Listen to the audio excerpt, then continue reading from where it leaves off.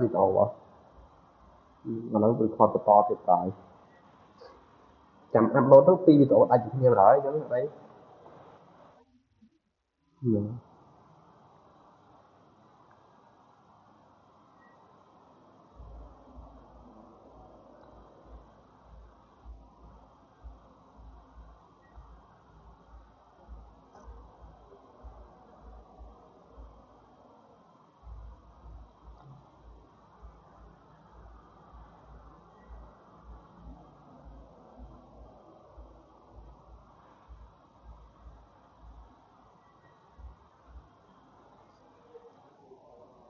មកឲ្យនេះ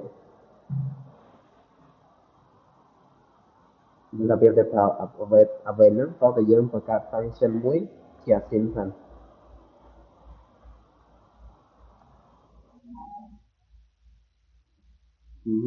ខ្ញុំអត់ចេះហើយបង្កើត function មួយជា async សិនតែមិនទេបើយើងអាចប្រើ await នៅក្នុង async ហ្នឹងបានហើយយើងស្អីតែមិនទេយើង call function ហ្នឹងវិញមកហើយប្រើបាននឹងគ្នាឥឡូវទៅ copy របស់គេទៅមក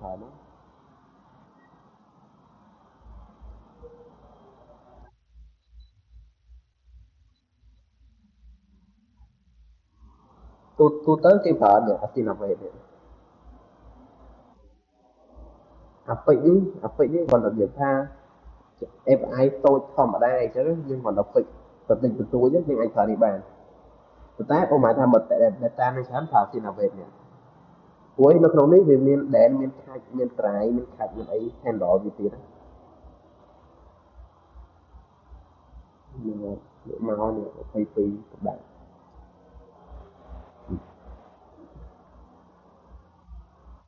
មែនតើដល់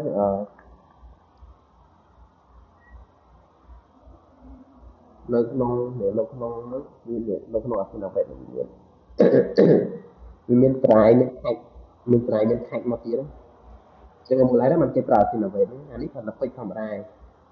តោះមកទៀតមាន try មាន catch នេះទៀតអញ្ចឹងនៅក្នុង async await វាមាន try មាន catch អា try catch ហ្នឹងវាជួយយើងនៅពេលដែល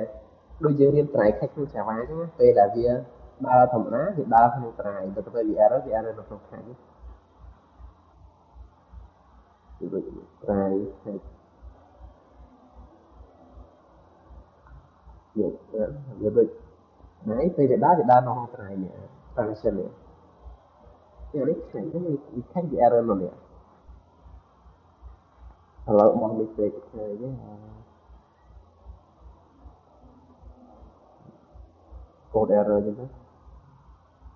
ពីធម្មតានេះតែនេះវា fix មកបាននេះដល់ទៅពេលវា error អូមកថាដូចកន្លែងបាត់អីហ្នឹងវាចាត់ error នៅក្នុង catch នេះមកបាត់អត់មាន follow មក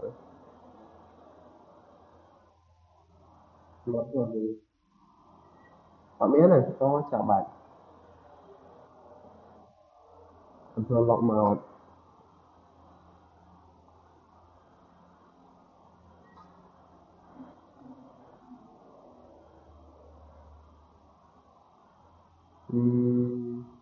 នៅនឹងខុសហើយ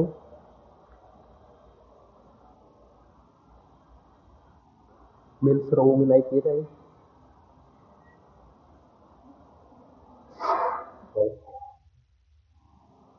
មានទេអត់ទេ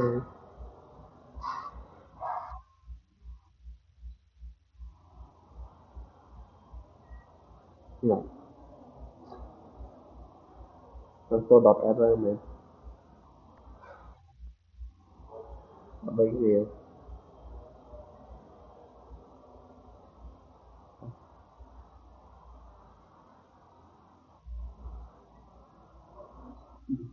follow វិញពីអត់ដឹងតែគ្នាទេពីដល់ code double code នោះ JavaScript តែមួយទេ JavaScript JavaScript មាន3មានតែប៉ុណ្្នឹងវាមានអីគេនេះមាន double quote ចឹងហើយវាមាន single quote ទៀតហើយមាន backtick ទៀត backtick វាoutline ទៀតអាហ្នឹងអត់ណា backtick នេះ special ជាងគេហើយគេប្រើវាច្រើនជាងគេ nó bay hiện nó được bay cả lâu mình phải giật màu rồi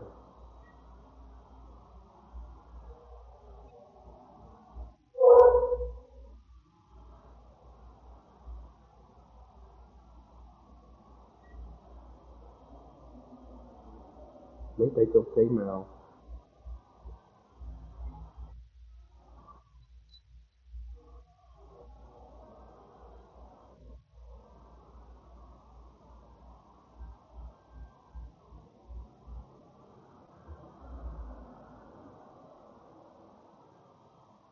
cũng như nó thế luôn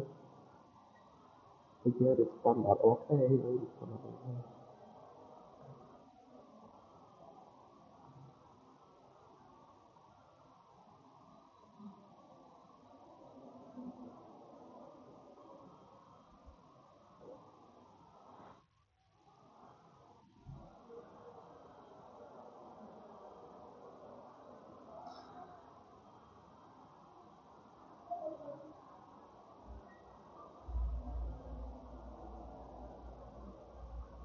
chụp đây là VR chứ còn VR không cái gì hết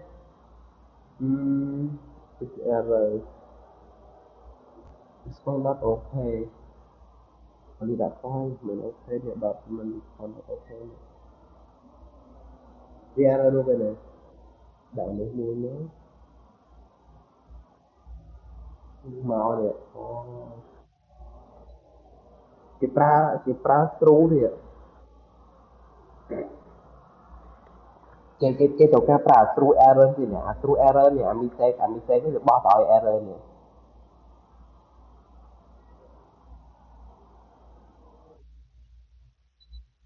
lần này screw mistake nó screw được bỏ mọi error nè trên cái mình đào này hello nó có home được ra thì những console lock error á hello rồi đấy mà nhưng mà console error rồi bây có home hello có home rồi dot error ở cái mà nó đã lock xong đấy cái VR ở bên này hay ấy đang buồn hay bạn đi chơi thôi lại khăn hả ừ, nên lại khăn này mới try đi cái bộ đi mình promise nhà rồi mới khoai đi cháo lắm console liền respond này để respond với mình vậy là ok for là bên này thay để respond với mấy nó nhưng mình try cái để như mình try respond này để khi respond rồi respond dot ok thay respond ấy dot cái ok chứ chứ vì return mất true for lại mà xin ok lại nó true lại giờ lại ní thì cho vơ như thế còn bà xin thì lại nó phó về cho vơ mà sáng bà xin đi true mà sao mà true vì cho vơ thế true thì nói vì cho vơ là bắt ai cho ngườiซึ่งจริงๆได้สิ่งมันดีหนึ่งหัวอยู่mà sao mà respond bot ok true true mình không bị error thế chứ một vì error thế nhưng ai vì cho vơ thế chứ nhưng thời ta đặt mình chứ respond bot ok tới khi mình true mình true chứ mà ta lại nó giờ ai cho vơ Dapat dia fall, kita cuman fall itu kita terus kan lagi kita terus fall lagi nih, lagi. Itu harus ada oke ini di mana oke lagi, mana dah. Jadi ini kan kita terus ini mikir, mana bom bisa kira kan. Nhưng tại cái nào thì sẽ bảo viết được lại nữa, ôm mà làm mà tôi đi giờ pra về thầm ra nè, khinh lúc bây giờ dân error ấy muốn dân còn ai thì chả phải error được bài đó cái giòn, giờ ai thì chặt error được bài đó. Então, PR nhưng cô mà thấy bật lên mà thôi P lại AI nó lại nó down thì cái AI nó error thì sai bắt mistake cái mùi chứ tôi thật bắt mistake cái rồi bỏ cái rồi được được mà nó cái AI down AI down thôi AI mà với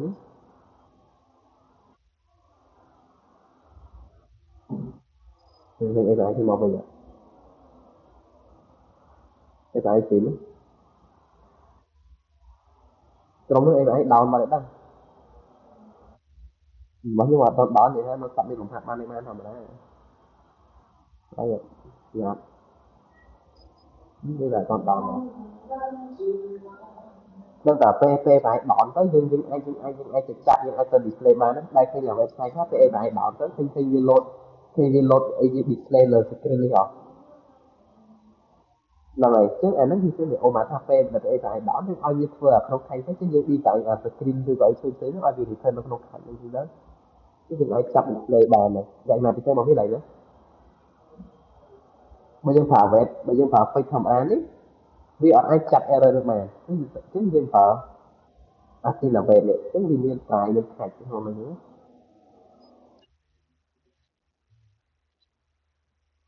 hoạt bán này tôi thấy nó lại đi tại không đi tại thôi tới tham mà tiếp chạm phải đi tại đi hết trong dân từ kẹt ở đang một tam dân kẹt ở đang tam bọc cho mình tam đỏ mới như một sao lên đó ở liền thân đi lên đó còn tái tê từ đó không thì e á nhưng ai sẽ team ở ban rồi team ở chỉ sẽ ban rồi chứ không thì e cứ đi tại nó không vô một với React ai sẽ team ở chỉ sẽ ban rồi thôi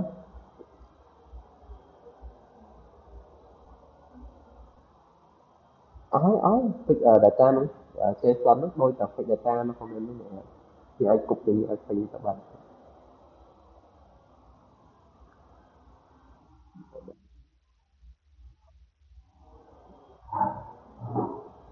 fix data nên lebih jeruk tuh lebih mock up data nên free mock up data nên free mình chỉ muốn JSON này các bạn rồi muốn tiếp cứ chỉ array object chứ mình free mock up data này mình JSON hay là array object hay mock up data kan JSON này mình free lebih belajar untuk fix data thì JSON này mình free mình phải keyword fix hay mình chỉ accelerate anh ấy hay muốn là ban node và JSON này node cái cầm cầm ơn đó dạ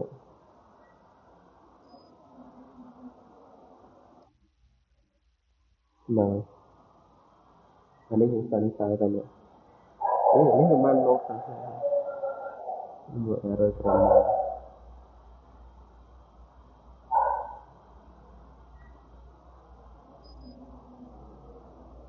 stop tadi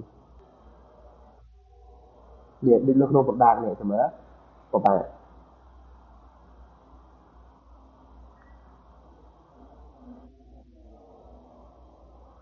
thì khi nhà hay anh ấy trôi một phiến man trôi một phiến fix vào phần này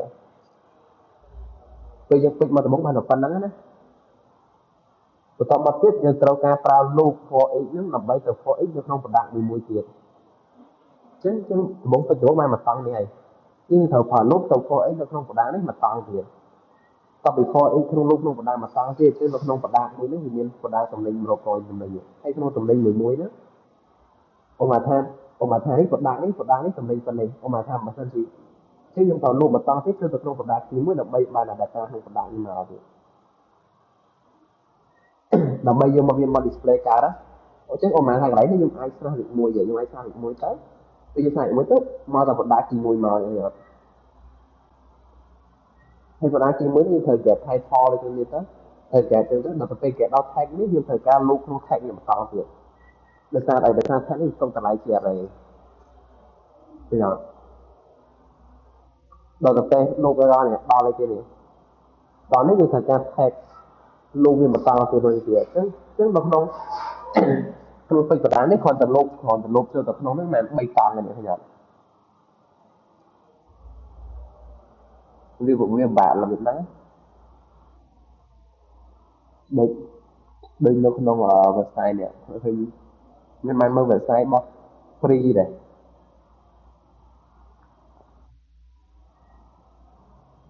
នៅក្នុងក្រុមណាទៅវាស្អាតស្អាតណាស់នេះ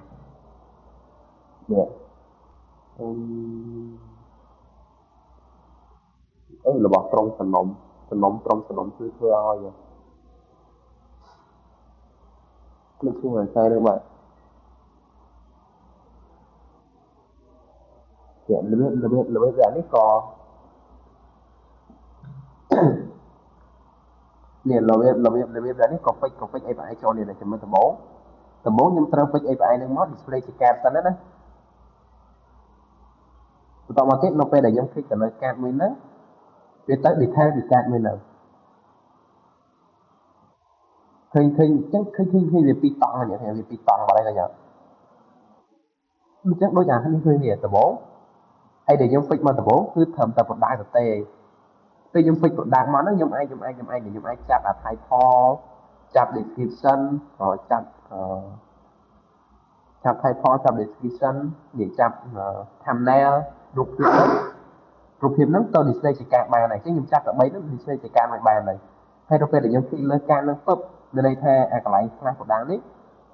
ធ្វើម៉េចឲ្យយើងឲ្យកន្លែង API ហ្នឹងដែលមិនទៅជា slash លេខ1ម្ដង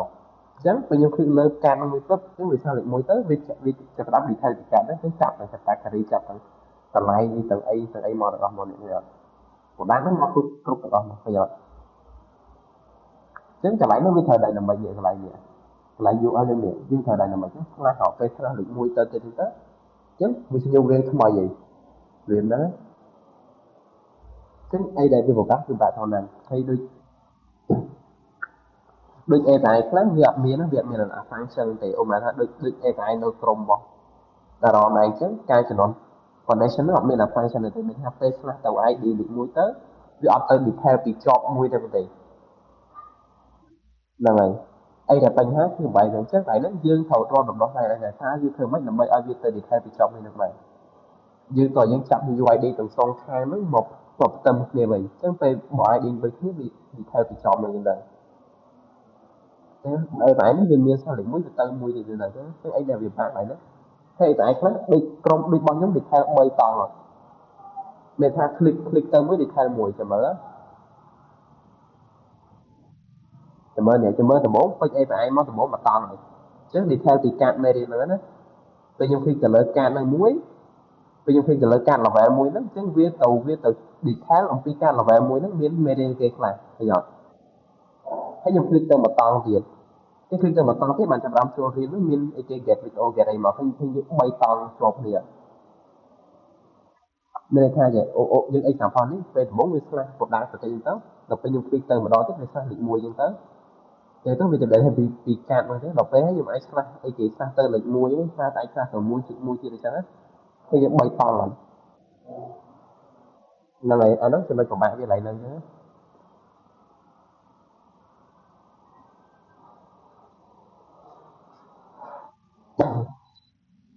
្នឹងហើយឡើងបាក់វា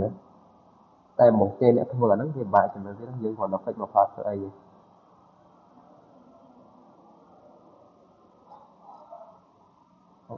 តែអត់ត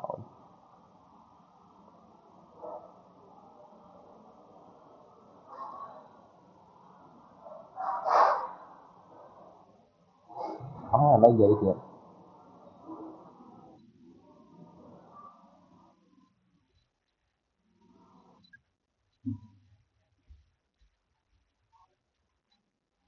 ហ្នឹងហើយយើងធ្វើបានហ្នឹងហើយប៉ុន្តែ API ដូចការក្រុមខ្ញុំទៅជឿមកឲ្យ API មកអត់មាន data នេះទេ data នេះអត់មានទេអត់មាន data នេះទេខ្ញុំត្រូវអង្គុយបញ្ចូល data នៅក្នុងនេះទៀត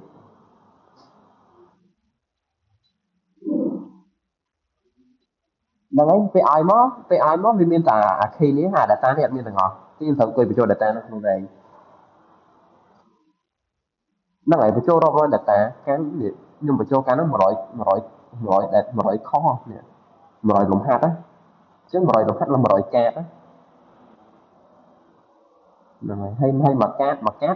មានទាំងលំហាត់មានទាំងរូបភាពលំហាត់មានទាំងសំណួរមានទាំងចម្លើយមានទាំងវីដេអូនិយាយពីលំហាត់ហ្នឹងមានច្រើនអញ្ចឹងពេលបញ្ចូលទៅការហ្នឹងខ្ញុំអង្គុយបញ្ចូលជាមួយវិធីហើយអាវីដេអូនេះដែលវីដេអូជាប់ជាមួយហ្នឹងវីដេអូបញ្ចូល data ហ្នឹងតែនេះវីដេអូនេះវីដេអូហ្នឹងនិយាយពីការបញ្ចូល data ហ្នឹងចាំខ្ញុំសួរជើពេកឡើងជើពេកឆ្លើយខ្ញុំឡើងវិលមុខមកឡើងឈើឡើងកវីក្បាលចុះអត់យល់ហ៎ លើកទី1ព្រោះត្រឡប់តែប្រើ API ពីគេមកដល់ពេលនេះយើងត្រូវអង្គុយបញ្ចូល data ក្នុង API ហ្នឹងហើយមកយើងយកមកប្រើវិញហើយដល់បញ្ចូលវាមិនទេសួរឈើឡើងដល់កយពេលហ្នឹងឈើម៉ោង1ម៉ោង2យប់របស់ហ្នឹងឈើនៅតបទៀតសម្រាប់តែខ្ញុំយកមួយចឹងទៅខ្ញុំទៅបញ្ចូលគេផ្សេងហ្នឹងព្រោះចាំយើងចែកគ្នាតាំងយើងធ្វើបាទហ្នឹងហើយឈើនៅតបដល់យប់ឈើ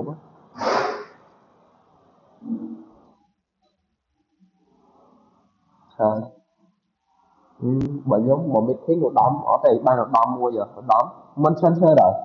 មកហើយថ្ងៃហ្នឹងបញ្ហាជួបបញ្ហាគឺអីគេបញ្ហាត្រង់នេះអត់ចេះធ្វើនេះ meeting ឧត្តមមិនឈិនឈើហើយឈើបរោះឆែកចូលហើយមក1មក2យប់ហ្នឹងក៏មានដែរមិនឈិនឈើឧត្តមហៅឈើមកដល់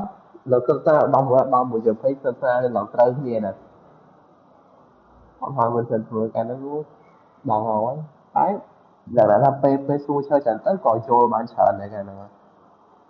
លើកទី1ចេះលើកទី1នេះទៅបញ្ចូល data ហ្នឹង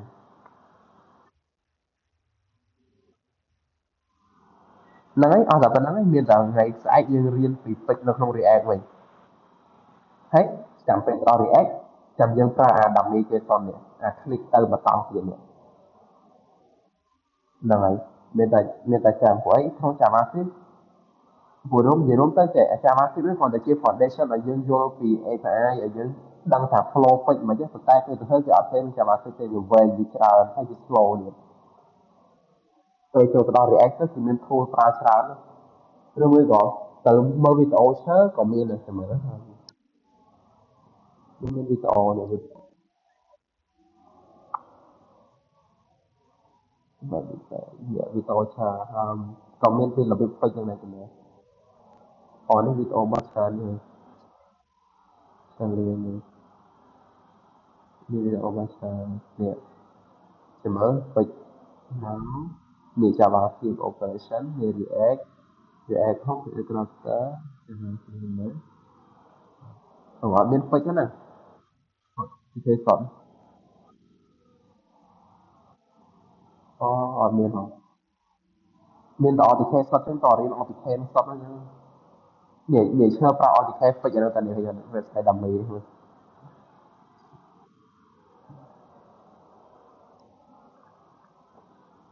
មានស្អែកយើងមកបង្កើត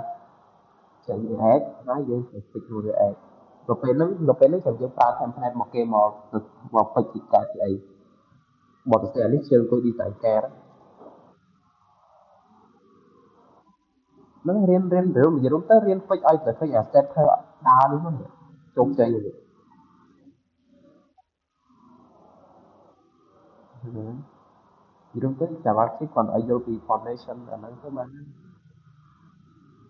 ចាំ React ចាំយើងទៅពេចយកមកប្រើមែនតើមា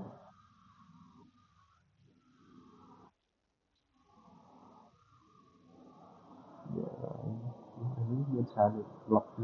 user នេះក៏មាន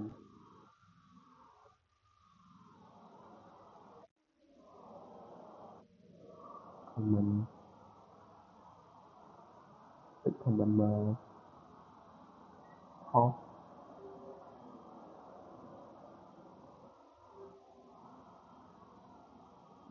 មាន website ដើម្បីគេសតទៅ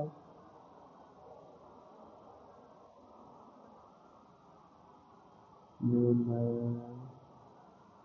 ពេច API នេះគឺ API មួយបប API product មួយដែរអា product នេះជាដើរទាំងអស់មកដើរទាំងរូបភាពទាំងអីមកដែរនេះអា API នេះដើរទាំងអស់បើថារៀនពេចអានេះមិនរៀនពេចធ្វើ JavaScript អាហ្នឹងក៏បានដែរ API នេះដើរទាំងរូបភាព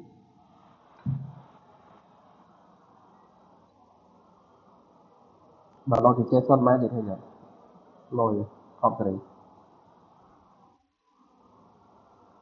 ដល់ឡូជាសុទ្ធទៅពេចទុំទៅដូចតែគ្នាហ្នឹងពេលឃើញមក API មានអាចធ្វើចឹងដូចខ្ញុំការ៉ាត់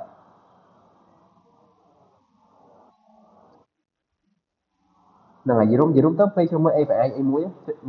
មានជាចឹងដូចខ្ញុំការ៉ាត់